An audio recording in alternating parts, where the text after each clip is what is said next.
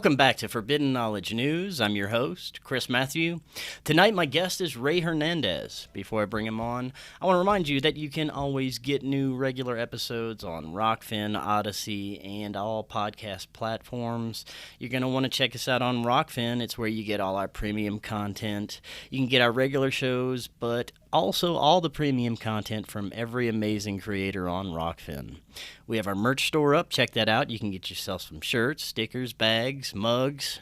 That link's in the description or fknstore.net. And finally, if you guys are reaching that stage in life, like me, where you're getting some of those gray hairs, check out C60 Purple Power. It may be the most powerful antioxidant known to man. It's helped me with so much inflammation, energy, well-being.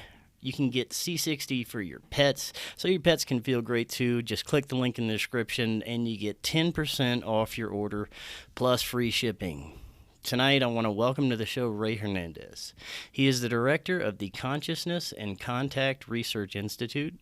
He was previously one of the 4 co-founders of the Dr. Edgar Mitchell Foundation, FREE, a 501c3 academic research institute that recently completed a 5-year comprehensive academic research study on UFO contact experiencers.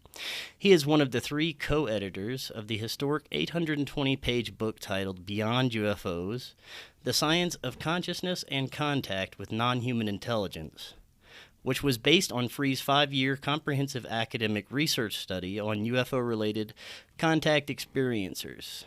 He is also published in several peer-reviewed academic journals, including the Journal of Consciousness Studies and the Journal of the Society for Scientific Exploration. He is also the co-editor of a 3-volume book titled A Greater Reality, The New Paradigm of Consciousness, the Paranormal, and the Contact Modalities. Ray, welcome. How you doing tonight? Thank you. Looking forward to our interview. Thank you for the invitation. Oh, definitely. I've been looking forward to it. You had an extraordinary presentation, like I told you, at this year's Laughlin UFO Mega Conference. It was last month, and it was about the new paradigm of non-local consciousness, the paranormal, and contact modalities, and it blew me away. And it's very encouraging to see some of these, long-time nuts and bolts type UFO researchers coming together with the fields of paranormal and consciousness studies. And I think that's really the key to understanding some of this phenomenon.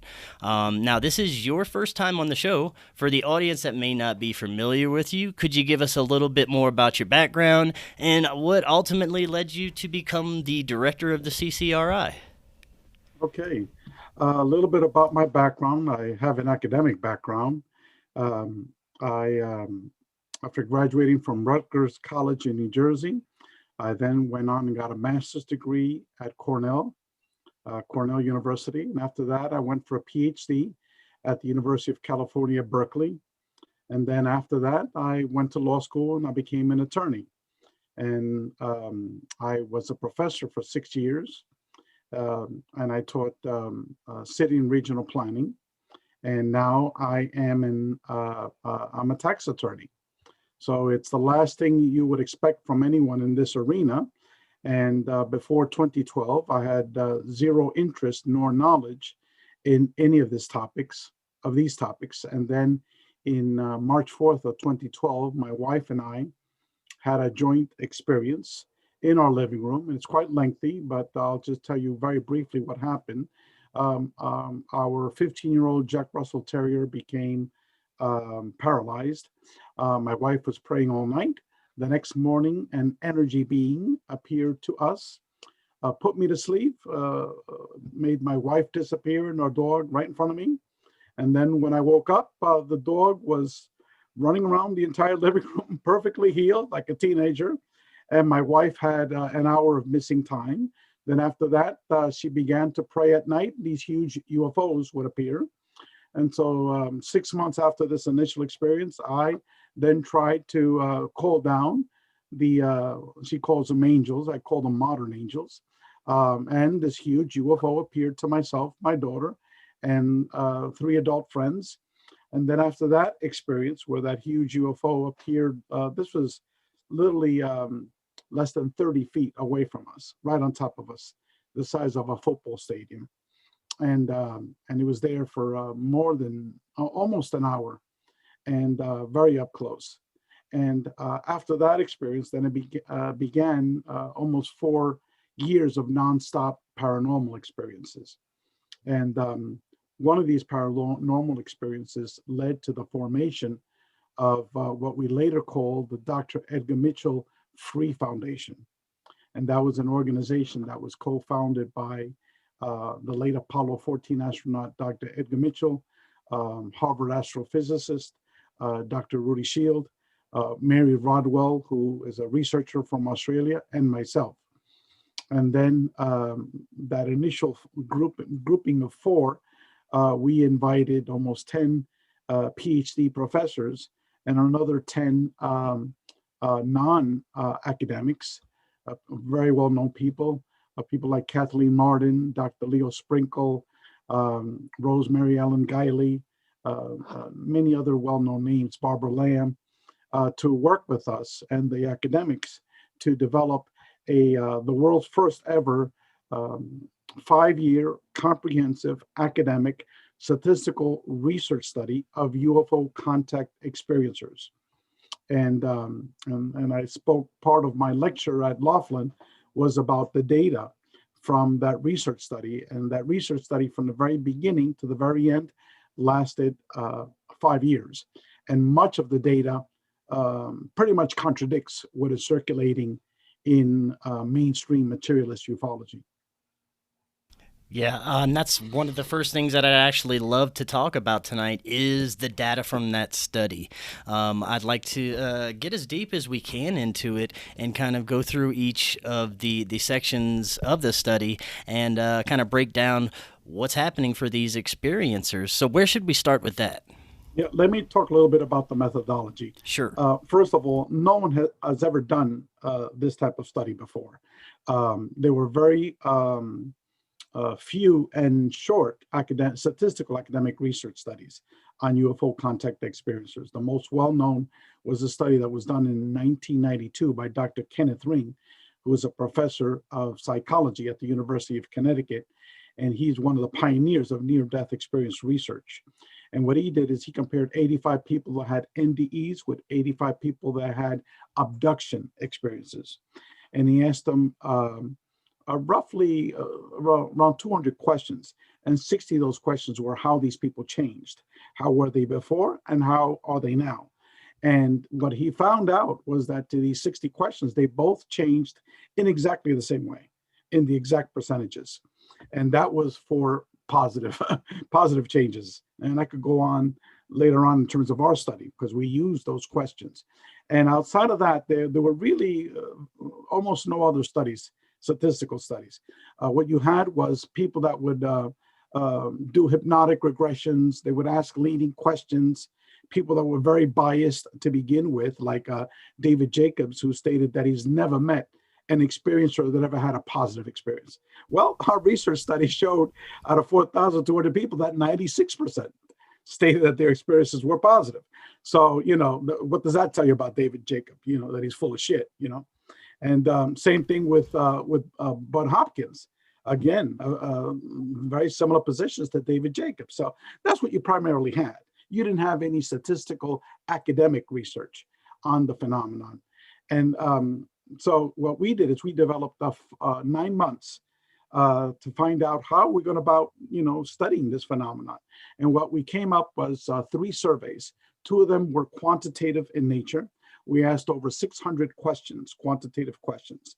And for those that don't know the terminology, that's like, okay, we give you a question, you got to pick from 1 to 5, or yes or no, or A, B, C, and D. For example, your experiences, were they highly positive, slightly positive, neutral, slightly negative, or highly negative? That's just an example. And then we asked 70 open-ended questions. That means we asked the question, and the individual was supposed to write out the responses to the question. And so we administered that survey in multiple languages, 5 different languages. But what I'm going to talk about now is the English language survey data. And we received over 4,250 responses, huge numbers, from individuals from over 100 countries. And then for the qualitative responses, the open-ended questions. We received responses from over 1,250 responses and over 10,000 pages of writings. So this was huge amount of data. So that's the research methodology. And then the other question is, if you were to tell me, okay, Ray, what were the 4 major findings? Obviously, you saw the presentation, there were tons of different findings in there. But if you were to say, okay, Ray, just in a nutshell, give me the top 4. And Right. It would be as follows, okay? Number one, as you know, when I had my experiences, and I know that this was UFO related, first thing you do is you go to the internet, and then you try to read as many books on UFOs that you can. And then I quickly found out that there was very, very little that actually talked about the experiences that I had, that my wife had, a healing of our dog, an energy being in our living room, and then being able to call UFOs at will, both my wife and I, and all of these paranormal experiences, you name it, we had it. And precognition, out of body experiences, seeing deceased people, the whole gambit. And so there isn't anything on the internet that, at least initially, I came across that talked about that. However, the people that were part of our research committee, people like Barbara Lamb, Leo Sprinkle, Mary Rodwell, Kathleen Martin, they all knew about that. Okay, so what we did is we asked a series of questions that were based upon a very, very broad nature of these experiences. And we had the assistance of the academics of how to phrase it. And so the first question we want to find out were these experiences positive, negative, or neutral? And in data analysis, depending on how you ask a question, you'll get a different response. Okay. So I could ask you, 20 different questions, and you'll give me different responses to how I phrase it. So that's what we did regarding that question. We asked over 25 different ways whether these experiences were positive, negative, and neutral. Okay. For example, the most simplest question was a forced choice questions. That means in order for you to continue with the survey, you had to answer this way or that way. That's it. If you didn't answer, you couldn't continue with the survey. And that was, if you had to make a forced decision whether your experiences were positive or negative, what would you choose? Well, 96% chose that it was positive. Okay. But we also found out that initially in their experiences, 37% viewed their experiences as negative experiences. Okay. But then we also analyzed how many times they had experiences. We're talking about contact experiences. In order to take our survey, there were 2 requirements. That's what I forgot to mention. First of all, you had to see a UFO. And secondly, you have had to have some type of contact with what is called the non-human intelligence. It could be telepathic contact. It could be physical contact with a being right in front of you. So that's in order to take our survey. So we asked that question, fixed choice, and it was 96% said yes. But then when we asked that question, how were your first initial contact experiences? Was it highly negative, slightly negative, neutral, slightly positive, highly positive? Well, then we asked that same question, how would you describe your most recent experiences? Okay, so we had 2 sets of different responses now. Initially, 37% their experiences were negative, okay? But then towards the end, it totally reversed, okay, to become positive. Why? Because the vast majority of these people had more than 20 experiences, okay? Over 40% of the people had more than 20 experiences. Between 10 and 20 was almost another 15%. So now we had 55% of the people had more than 10 experiences. And we did a bar graph that showed the more experiences you had, the more positive was your responses. And we also found out, interestingly enough, that only 1/3 of the people stated that they had an abduction experience. 2/3 of the people never had an abduction, like in my case, okay? But yet, ufology sees this field of contact as an abduction phenomenon. Okay, so that's another misnomer that's associated with this field. Abduction does not equivocate, contact experiences. It's actually, the opposite. And what also we discovered for the people that had an abduction experiences, the people that only had one or two of these types of abduction experiences initially, those are the ones that answered the most negative. Okay. And as the people that continue to have their experiences, now out of those people that had an abduction experience, 70% now call themselves contactees, not abductees, because over time, their contact experiences changed. Initially, it was a medical checkup. They were on the table, they were being inspected, that sort of thing, or they were forced to be taken to another location. Later on, it was like, I'm agreeing to this. I like it, They're teaching me things, they're showing me things, and we're talking not necessarily the short grays here. We're talking the type of beings that were categorized. The number one type of being was the energy being. Okay. Number two type of being was the human looking being. Number three type of being was the short grays. And the number four type of being was the ghosts and spirits.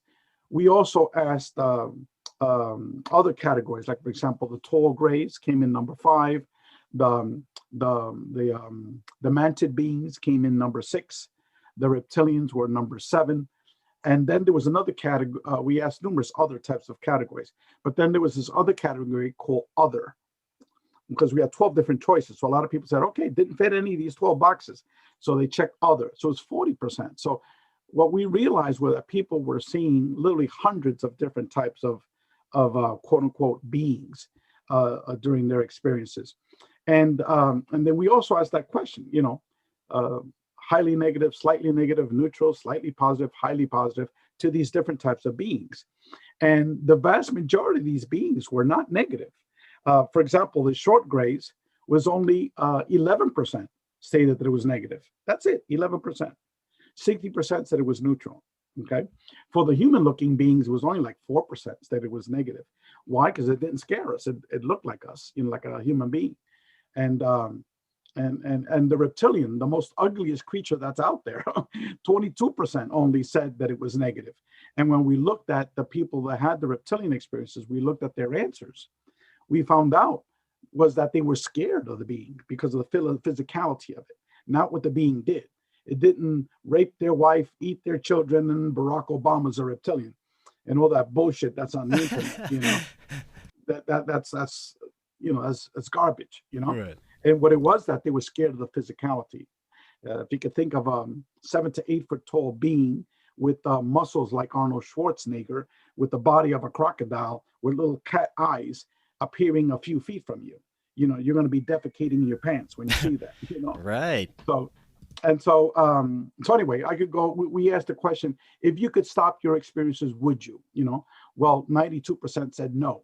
Keep it coming, baby. Keep it coming. Don't stop it. Right. So that question of positive, negative, and neutral, we asked it in many different ways, and what we determined was that the vast majority of these people, over time, not initially, but over time, said that these experiences were highly positive. Number 2 category. Okay. Well, I told you about Dr. Kenneth Ring, that study that he had done. He only used 85 people for both groups, the near-death experiencers and the abductees. Okay. And what he concluded was that both groups totally changed their personality, psychological worldview towards the positive. And so we said, well, let's put it to the test with our survey. We asked those same exact questions. Well, guess what? The same numbers, the same statistics for all those questions, within 5 percentage points of each other. And let me go over a couple of these things for your audience members. Sure. Yeah. Okay. For the positive, okay? The overwhelming majority, we're talking about like in the 80s, 80 percentiles, of people became much more spiritual, okay? They became much more loving. They became less egotistical. They didn't fear death. They became more ecologically friendly. They became much more caring people, okay? They were much more consciously aware. They knew their purpose in life, or a better understanding of the purpose in life. I mean, I could go on and on and on and on. What you had was a total radical transformation of these individuals for someone that you would want your spouse to be, your best friend, your children, your siblings, your neighbors, the world to be. If the whole world transformed the way these experiencers transformed, you would not have world wars. You would not have economic exploitation. You would not have our planet being totally destroyed like it is now. It would be a totally different society. So the data reveals that the way these people are being transformed, it's being transformed to how you would want the world to change. Okay. So that was, we're talking thousands of people now. Okay. Yeah. 4,200 people. And again, we duplicated a study that this professor did back in 1992, okay, with the same data. Now, that was the second major finding. The third major finding was that these experiences involved multidimensional experiences, that these were multidimensional experiences, just like a near-death experience, just like an out-of-body experience, et cetera, et cetera. Why? Because 50% of the people that took our survey stated that they were brought to another reality, another multiverse. We're not talking now about an abduction here, okay? We're talking about, like in my case, I was driving my car in the middle of a traffic jam. I don't think I spoke about this at the conference, but then all of a sudden I was not in my car anymore, okay? I was in another reality, and I was being shown things, and I was being taught things, and I was being downloaded with information. And it's the information of the contact modalities and its relationship with consciousness. That occurred in May of 2013. And then in August of 2013, I wrote an article on that, which we eventually published in the Dr. Edgar Mitchell Free Foundation website. So it's the first time the term the contact modalities was ever mentioned. Why? Because I was shown all of this, the relationship of it. And I think I showed you my new book that I've been working on now for about 4 years. And has 4 volumes. The first 2 volumes are theoretical in nature, and that's written mainly by medical doctors and PhD academics. And then volumes 3 and 4 are chapters written by experiencers of the contact modalities. And we're not talking about just someone that has seen a couple of UFOs, someone that's had a couple of out-of-body experiences, someone that's had a couple of NDEs. No, someone that's had all of the above. People that have had near-death experiences, out-of-body experiences, have had UFO contact experiences, people have seen deceased people, et cetera, all in their lives. So what we're trying to do is we're trying to demonstrate that we need to be able to research all of these phenomena as one phenomenon instead of separate and distinct phenomena. Now, let's get back to these questions about the multi-dimensional aspects of these experiences, okay? Yeah, sure. As I said before, 50% of these people had experiences which were similar to me. All of a sudden, you're in a 3D reality, and your consciousness gets taken into another location, okay? So again, these are people that have seen UFOs and people that have had some type of contact with non-human intelligence, okay? And then the other thing is we talked about people in our survey have had a whole array of paranormal experiences. Actually, the third major finding, which I skipped over, and I remember, apologize for my Alzheimer's. The third major finding is that these experiences, while they involve some aspects of physicalism, people have physically saw a perceived UFO, okay? People have physically seen a being, okay? The vast majority of their experiences can be categorized as paranormal in nature, okay? Like in my case, I've called down 5 UFOs, 3 of them very up close, okay? After that, I just stopped because I don't need to. To me, there's nothing to be learned by calling down a UFO, okay? After you've had some of the experience that I've had and other major experiencers, there's no need to call down a UFO. So what? Big deal, Here's a light in the sky, here's a little show, In terms of actual beings that I saw, I only saw one being that time, the energy being in my living room. Okay, other times the communication were downloads where information was brought down. So, but the vast majority of the experiences were paranormal experiences. Let me give you an example. 80% of the people that took our survey had out-of-body experiences. Okay, 80%, 8 out of 10, huge numbers. Okay, medical healings. 50% of the people that took our survey stated that either they or a member of their family had a medical healing, a miraculous medical healing by UFO intelligence. Okay, 50%. As I said before, 50% were brought to another reality. Okay, we referred in our survey like a matrix reality, so people can try to get a better perceptual understanding. You're not in your 3D reality anymore. Okay, people have seen deceased people. Okay, ghosts or spirits. That was almost 2/3 of the people. Okay, huge numbers, 2/3. People that have seen orbs, 60% have seen orbs. Okay, near-death experiences, 37% had a near-death experience. Now, for each of these terms, we gave the definition in our survey of what is the definition of a near-death experience, what is the definition of an out-of-body experience, what is the definition of an orb, that sort of thing.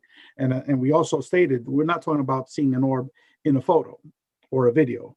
We're talking about in 3D, that sort of thing. And I could go on and on with the paranormal experiences, but you name it. Downloads. It was like close to 75% of the people had, information downloads. People that received, for example, downloads of science and physics, that was almost 37%. All of a sudden, these mathematical equations pop in your head, or this physics stuff pops in your head, and you write it down, and you're like, where in the hell did I get that? I never took high school physics. You show it to a friend that's taken high school physics, or went to college for physics, and they said, my goodness, where'd you get that? That's like another way of writing, Schrodinger's equation or something like that, Right. Now, I have a question regarding the people's experiences in general, how you were saying that, the more they took a look at these experiences and the more experiences they had, the more positive they became. I'm wondering, for the people involved in your study, how many had regressions done and were able to find out more about these experiences through hypnotic regression or some other modality like that? Okay, that's a very important question, okay?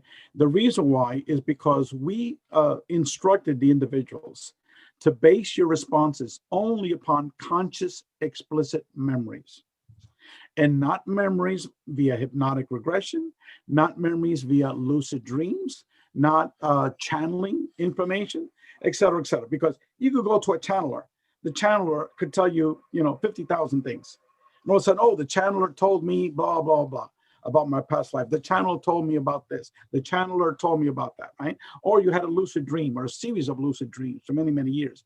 And all of a sudden you had this experience with this reptilian, this experience with that, what's the difference between what is a real lucid dream and what is a normal dream? How do you differentiate? So academically, as an academic, those types of information is pretty much useless. Okay, you would have to do a separate analysis of that. Hypnotic regression, right? I mean, people can do hypnotic regressions that take a 2-hour Dolores Cannon class. There's very, very lengthy Dolores Cannon classes, for over multiple days, multiple weeks. And you really learn the intricacies of doing this. But a lot of people, they take a little 2-hour class and all of a sudden they're doing hypnotic regressions of experiencers, okay? So, and then there's a lot of people, like I told you, David Jacobs, he's never met an experiencer that's had a positive experience, okay? So you go to David Jacobs, everything is going to be horrifying. Everything's going to be negative, evil, So, you get all these extremes, So as we said, no hypnotic regression. There's very good people out there that do it. People like the late Dr. John Mack, people like Kathleen Martin, people like Mary Rodwell. These are all professionally trained people. Mary Rodwell is a trained therapist, okay, with a master's in therapy. Kathleen Martin was trained by the therapy that the police officers use, to do hypnotic regression. So, and they're very lengthy, several months in length. I have a dear friend, Rebecca Hernandez. She's a PhD psychologist. She was trained, over many, many months how to do these things, okay? But how could you differentiate that from a quack, So it was only conscious, explicit memory people we're told to answer their questions on. Now, a large portion of your work is surrounded by, the nature of consciousness and non-local consciousness. I'd like to talk a little bit about that because that is profoundly, I've come to understand, connected with everything. Our consciousness is connected out throughout the universe, really, to everything that I believe is in existence. So what have you found is some of the most profound connections with our consciousness and some of these this phenomenon? Oh goodness, that's a topic that's which is starting to begin to explore these things, in terms of the UFO contact experiencer versus the experiencers of all the other contact modalities. We're really starting late for that because in near-death experience research, they've been doing that for many, many, many years at an academic level, at medical doctors researching, hundreds, if not thousands of cases and publishing them in peer-reviewed magazines. Outside of research study, no one has ever done this before, okay? You still got most of ufology focusing on flying saucers, I mean, give me a freaking break, And like this disclosure stuff, to an experiencer, to me, it's like, whoopee-doo, okay, flying saucers exist, Yep, I get it. I get it, I get it, you want me to call one down for you so you can fucking see one, So to me, it's for experiencers, it's not a big deal, but I understand the importance of it for society at large because they're awakening to this, and it's important for them to become, aware of this, But I think humanity is becoming aware of all of these topics of the contact modalities, and now I think that it's become part of the mindset of society. And let me throw out a question for you and your audience members, okay? I always tell individuals that it's not a coincidence why 3 out of the 4 major contact modalities became publicly aware internationally within 5 years of each other, okay?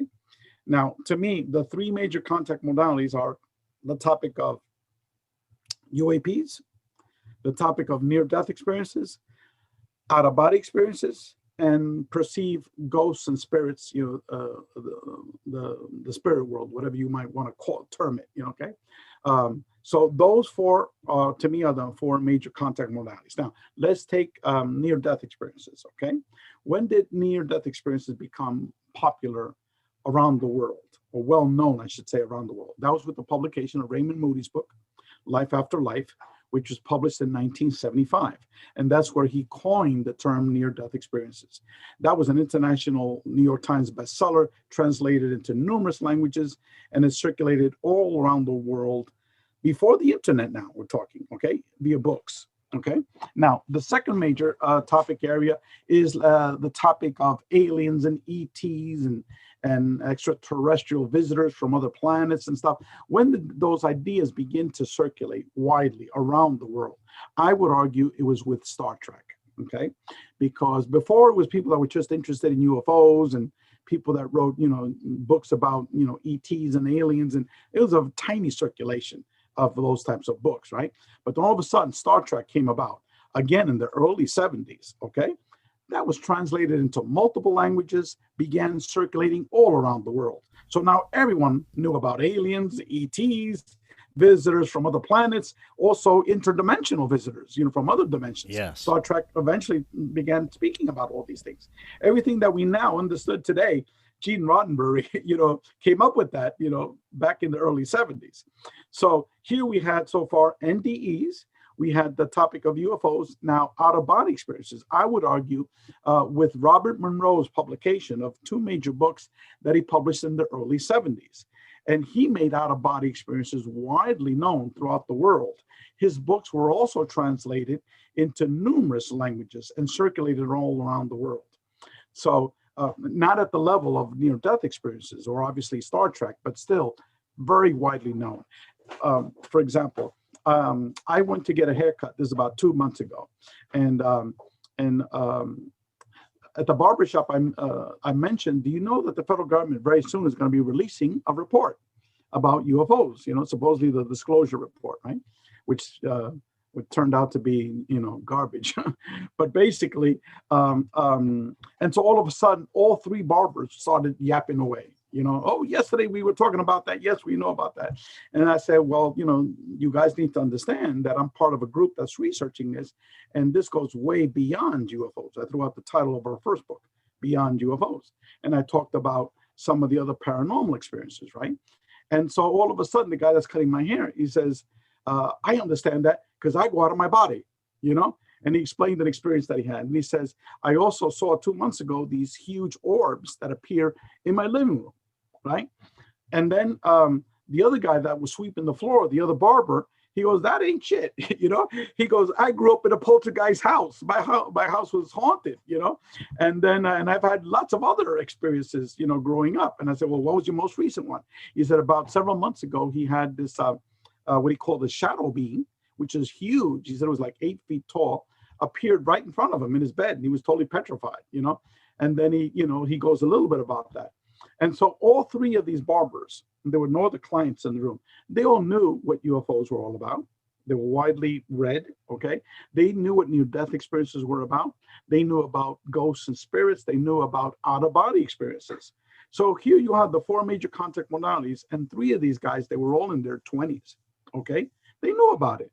Now, if you were to take me back to 1975, when Raymond Moody published, about near-death experiences, no one knew what a near-death experience was. No one knew what an out-of-body experience was. No one knew what a UFO was, okay? Now, you mention to any guy in the street, they know what these things are, Ghosts and spirits, people have been talking about that for thousands of years. So that's been widely circulated, okay? So my question now to you and the audience members, is that a coincidence, okay, that all of a sudden these things are emerge within 5 years of each other? My argument would be no, it's not a coincidence, that this is all being pre-planned to awaken humanity to the multidimensional nature of who we are and our role in our universe. Okay, now we're getting to the big questions here. It also seems that there's this community of these beings that, are aware of each other at least, and definitely aware of us, have an interest in us. It makes me wonder, is the human race some kind of grand experiment that all these beings are taking part in? I don't know. What do you think is part of this bigger picture here? Okay, well, I don't like to use the word being, because when you use that word being, you're automatically putting them in a terrestrial box. Right. Okay. Okay. Entities, maybe. Entities, whatever you might call it. I prefer intelligence, because if you have a near-death experience, you're interacting with, a non-human intelligence. Right. Both in terms of deceased people, in terms of people associated as angels, as God, whatever, different types of hierarchies of intelligences. So I prefer that term. Now, in terms of this, this has been baffled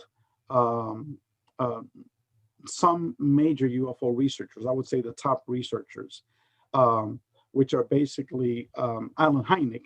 When he first started, he started debunking UFOs.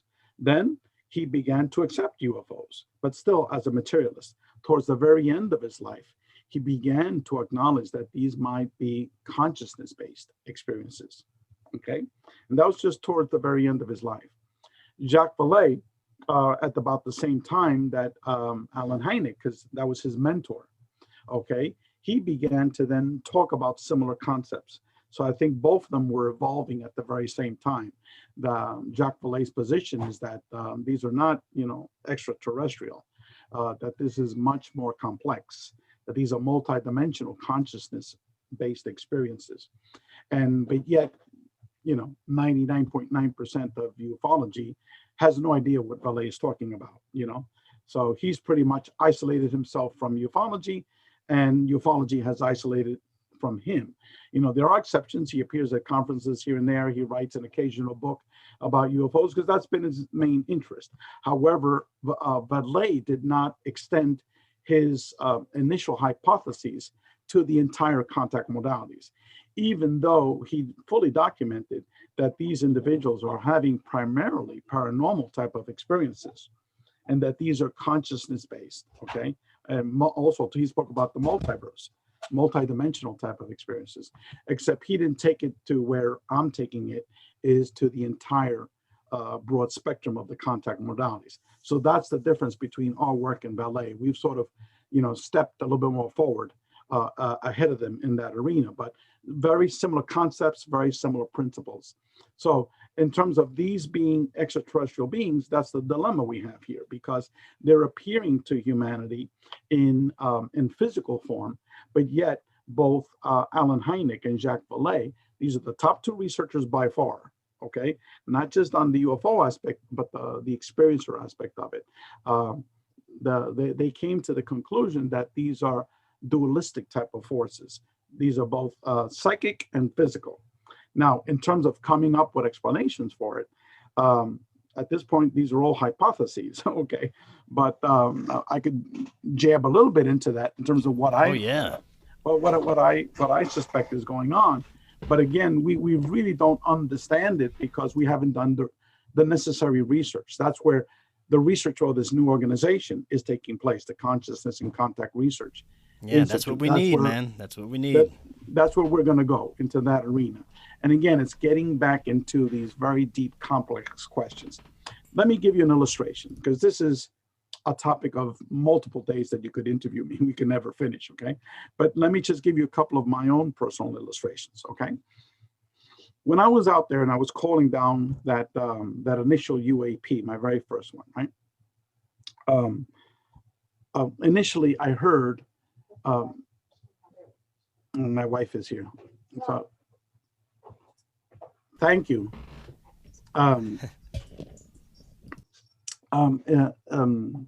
Initially, I heard a voice of my daughter, okay?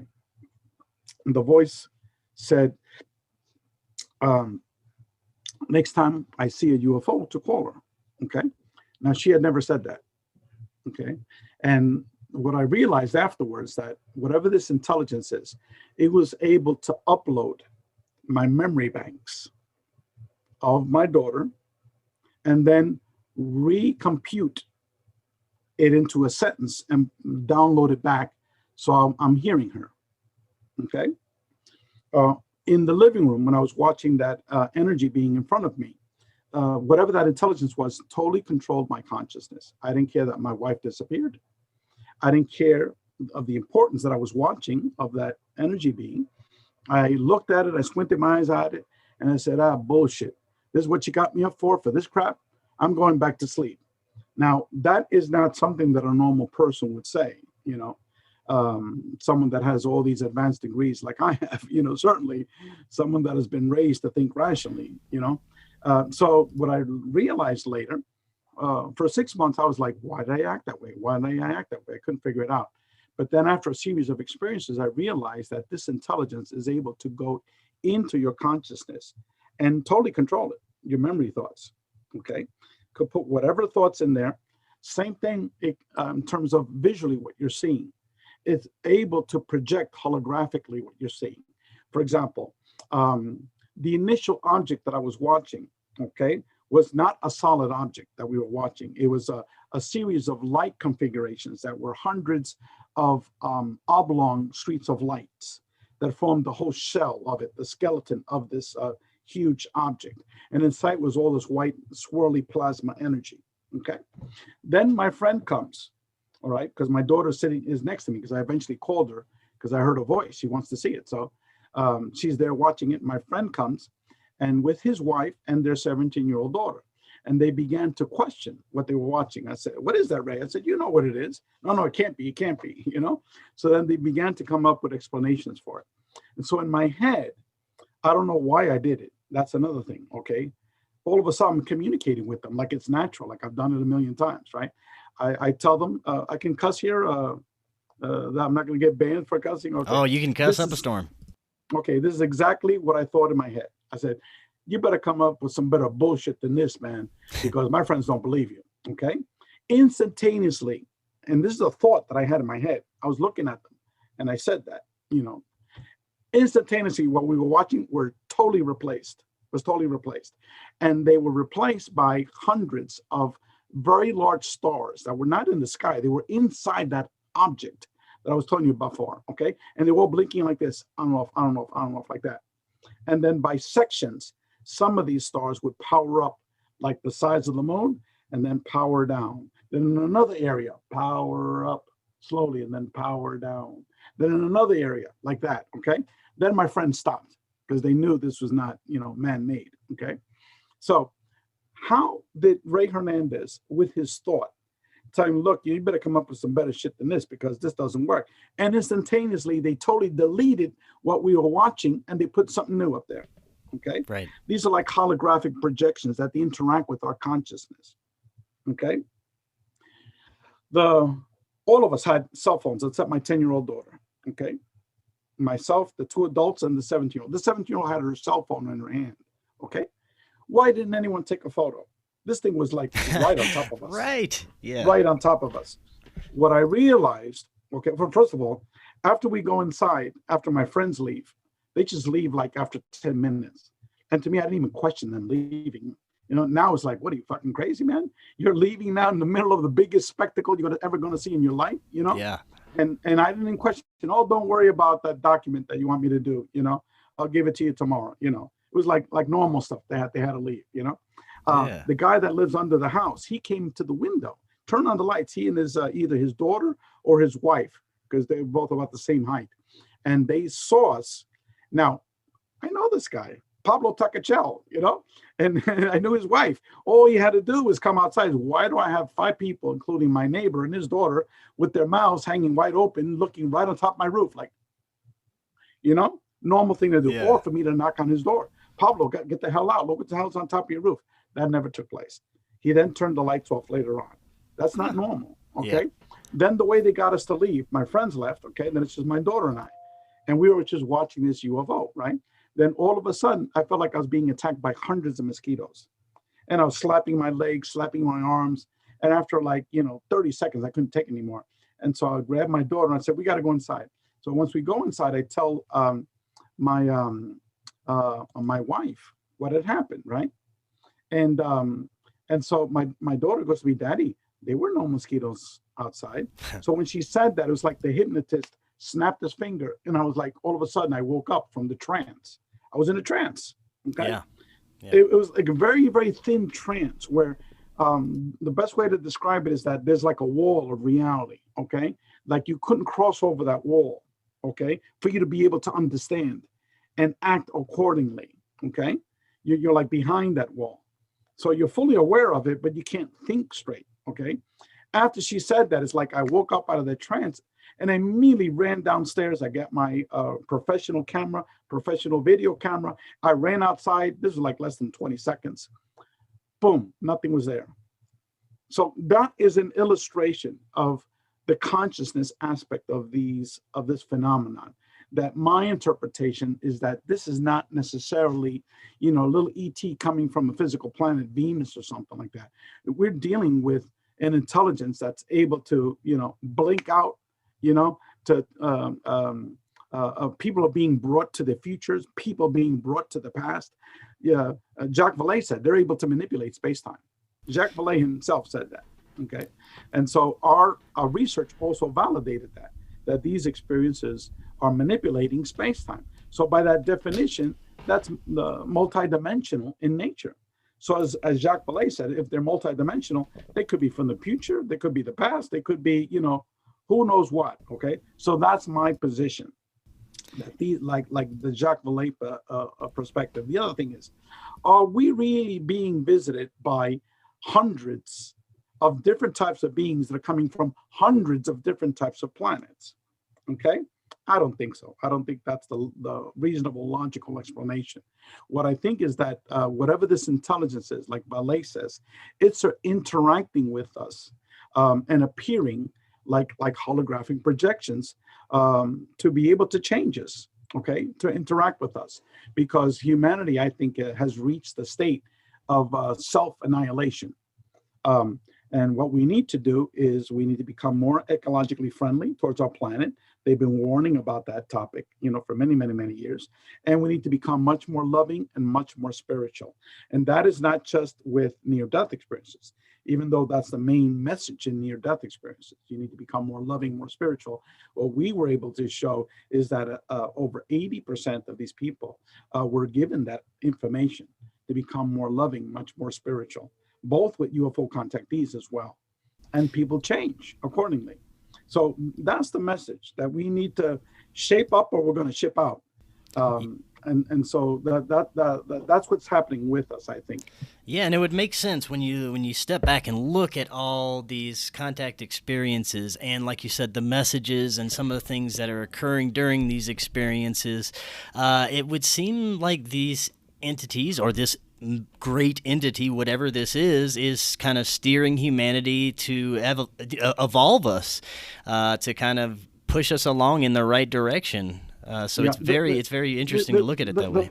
The problem is that you have to look at who established the paradigm for the phenomenon. Okay, there's three main people who established the paradigm. Okay, we're talking about contact experiences. First of all, contact experiences were never accepted to begin with by materialist ufology. Okay, even Allen Hynek initially did not want to touch, the contactee aspect of it for many, many years, until eventually he was forced to. Major Kehoe, same thing. He purposely did not accept those reports because he thought that it would bias the UFO materialist, the flying saucer, research aspect of it. And then the people that did set the firm footing on that, and we're talking about before John Mack became involved, and that was Whitley Strieber, Bud Hopkins, and David Jacobs. Dr. John Mack was there for a short period of time, and his research totally was very divergent from Hopkins and Jacobs. Now, if you look at Whitley Strieber, when he first wrote the book Communion, it was a horrific book. It was like a horror book. Oh, yeah. I was scared of that book as a kid. Okay. But now you look at Whitley Strieber now, he's Mr. Love and Light. Okay. Yeah. He's talking to his deceased wife, interactions. He's seen deceased people, and on several interviews. And he also told me personally that he prays every night. Thank you, thank you, thank you for these beings coming into his life, because it totally changed him into a benevolent spiritual person. Okay. He's now a totally spiritual person, not a believer, but a knower. Okay. Yeah. And so Whitley Strieber is an example of the person that took our survey. Here's someone that initially was very scared of these experiences. Okay. But then later on had this tremendous transition over many years of experiences. And now, like most of our experiencers, they are Mr. and Mrs. Love and Light. Okay. So that's what ufology just does not understand, that transformation. And so, but yet the paradigm, the people that were invited to these conferences were either Whitley Strieber, Travis Walton, okay, and Travis had one experience. That's it. Yeah. One. He's not the poster boy for contact, he's just only had one experience, that we know of publicly, okay. And then, so the people that were invited were Whitley Strieber, Travis Walton, Bud Hopkins, and David Jacobs. That's it. So they established a paradigm, okay? They appeared on all the radio shows, coast to coast, you name the radio show, for many, many years. So that became the paradigm. When you had an experience, who did you go to? You read the books of David Jacobs. You read the books of Bud Hopkins, and you became even more scared. Right. Okay? You read Communion. You were totally petrified. These beings came across again, and all of a sudden, you were trembling in your pants, versus if you would have read books, for example, by Leo Sprinkle, for example, Mary Rodwell, Barbara Lamb, these other people. And later on, Kathleen Martin, because Kathleen Martin, this woman is a highly spiritual person. ETs are very, very positive to her. Okay, but she first started as an abduction researcher. The ETs healed Kathleen Martin. Okay, she had a debilitating disease. She was out there talking to them, pleading with them, please help me, I'm in so much pain. Boom. 2 days later, she was totally healed. That disease never came back. A disease she had for 20 years. Okay, so that's Kathleen Martin, a very major player. I could talk about it because she's now public with it. She recently became open and talking about these things. So, so the paradigm is now slowly changing, okay? Because the truth has come out. And then with our book, that's data, that's ammunition, okay? That's not BS hypnotic regression of David Jacobs saying, oh, I never met anyone that's had a positive experience, okay? Right. Now this whole aspect of David Jacobs is being destroyed by our data pretty much. So, but now what we want to do with our organization is take it to that next level which is what we were just discussing a second ago. What is the relationship, okay, between consciousness and the contact modalities? Yeah. Now, a couple of things that are interrelated with UFO contact. And for example, let's just talk about NDEs, okay? 3 out of the 4 major beings are the type of entities that are seen in UFO contact. We're talking about human-looking being, the ghosts and the spirits, and the energy beings, okay? Telepathic communication, how does it take place? Mind to mind, okay? With both. Whenever you get an alien re-T flapping his lips, you know, it's all mind to mind telepathic. The other topic is both of these experiences, what they have in common is out-of-body experiences, okay? Other commonality, people get brought to other realities, both the UFO contactees and the near-death experiences, okay? People are being shown visions of the past and the future with both groups. We already talked about how these people change. Both groups change exactly the same way, okay? So I can go on and on and on. Both groups involve a manipulation of space-time, okay? Both for the near-death experiences, out-of-body experiences, and for the UFO contact experiences, the manipulation of space-time. Unequivocally, we demonstrated that, okay? But yet, materialist ufology does not want to acknowledge, for example, Richard Dolan, he called our work woo-woo science. Well, is he a scientist? Yet in our group, we have 20 PhD scientists. Right, yeah. Okay? Real fucking scientists. But yet he's calling what we're doing woo-woo science. The guy is a fucking historian.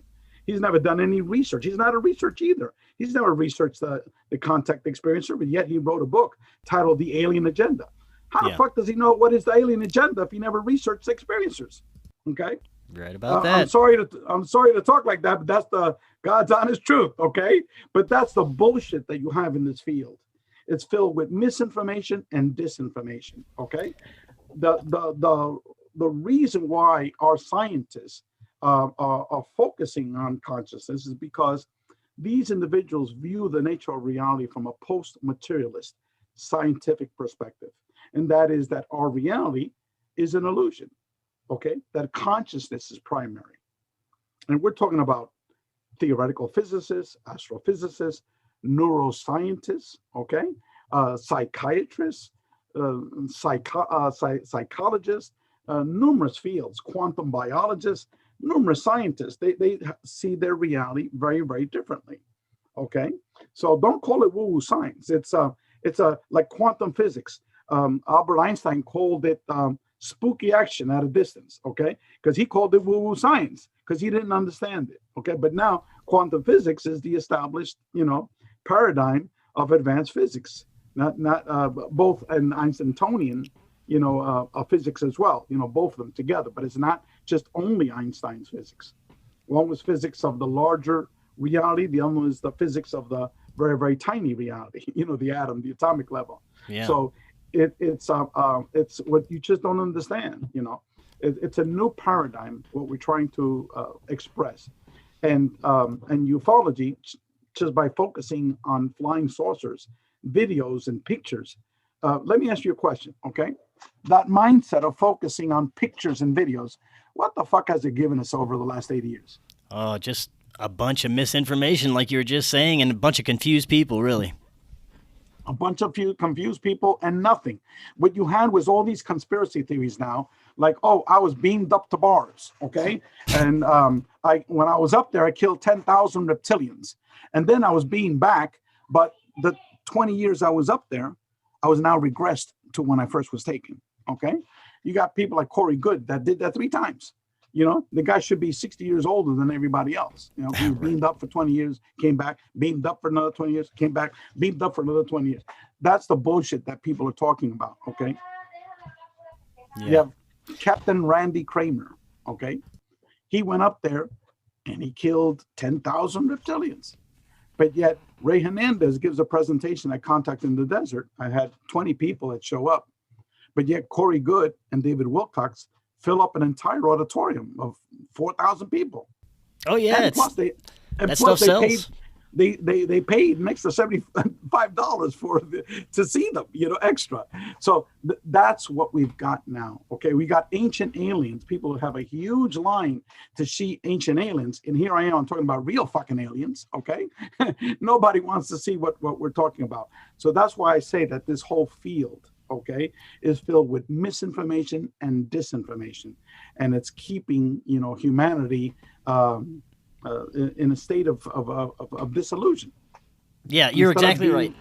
I've Yep. been talking about this for forever now, the disinformation that's in this community, and it's gotten off the charts. It's really bad. Now, for the last few minutes they have, let's talk a little bit about not only the disinformation, but what's going on with disclosure right now from our mainstream sources and the disinformation that's coming out of that. I mean, what do you think is behind all this? You kind of hinted that we are in a state where that we may be being led or evolved in a certain way, but they're also kind of painting it as a little bit of a threat in the mainstream media.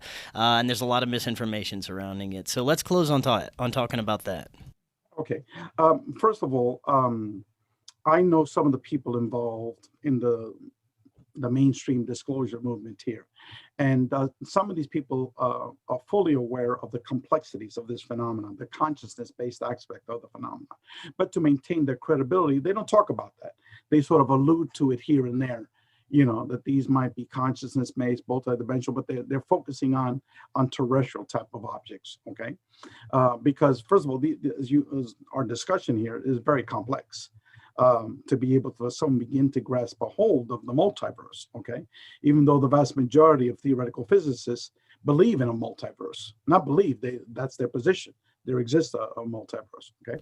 Right. And in terms of the what they know about the phenomenon, they know just as much as we do, which is Zippo, nothing. Okay, this is extremely complex. No one in the federal government knows really what the hell is going on here. Okay, because if they're not even publicly talking about the more complex nature of it, how are they going to know about the complexities of it?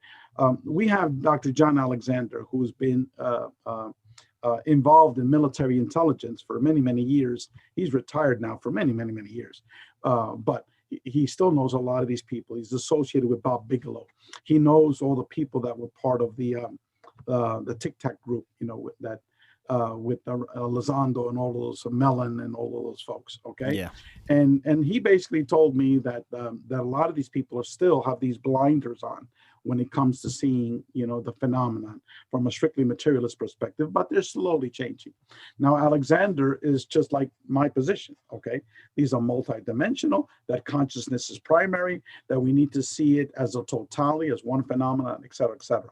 So the disclosure, I think, they have a lot of juicy cases in terms of them from materialist files, okay? But very few people have access to these things, and it's never going to come out publicly from what we know as disclosure, because even Jimmy Carter, when he became president, he and several other presidents publicly wanted this information. They were told you don't have access to it. Okay, so I think disclosure for your audience members' purposes has been taking place for many years. In our book, we had 4,200 people that talked about disclosure, okay, about their own personal experience. All you have to do is go to the internet and read about these phenomenon, listen to these phenomenon. And from my perspective, it's not just about UFOs. It's about all of the paranormal contact modalities. Because if you talk to these people that have had UFO contact experiences, the vast majority of them are having primarily paranormal experiences, okay? You name the major experience, and I know almost all of them, okay? They're all having major paranormal experiences, okay? So it's not just about UFOs, just like the title of our book says. It's the title of our book is our first book, Beyond UFOs, okay? If people want to get information about this book, our research study, and then the second book that we're going to be coming out, A Greater Reality, just send me an email, and I will send you free chapters and free information. The email is info, I-N-F-O, @experiencer.org. Info@experiencer.org. Very good. Yeah, Mr. Hernandez, thank you so much for that information. That we just kind of barely scratched the surface of some of this stuff. I'd love to have you back on and go even deeper sometime. No, most definitely, most definitely. We could talk about our second book next time. Yeah. Our book is A Greater Reality is going to be published on October 1st. So maybe you could bring me back so we could talk about that new book at that time. That would be great, and thank you so much. And before you head out, you gave out your email for people that are interested in finding out more about you and the work that you're doing. Is there any other ways that they can find out? Well, we're having a website that's being developed now. It's going to be open to the public on October 1st, the day that we publish our book. And Great. the website is going to be experiencer.org, experiencer.org. But the best way is request over half of our book. This book, as you can see, is 820 pages, okay? I will give you more than half of this book for free. I won't charge you a penny. I'll send it to you via email, the chapters of our books. You can read about this study. And I'll send you information about our new book. So it's info@experiencer.org. That's our email, info@experiencer.org. Great. Well, thank you so much. Email him, get that book. It's fantastic information. And like I said, I'd love to have you back on, and we'll do that after the second book comes out. So looking forward to that. Perfectly. Thank you. All right. Well, until next time, everyone, have an excellent evening, and we'll be back again tomorrow.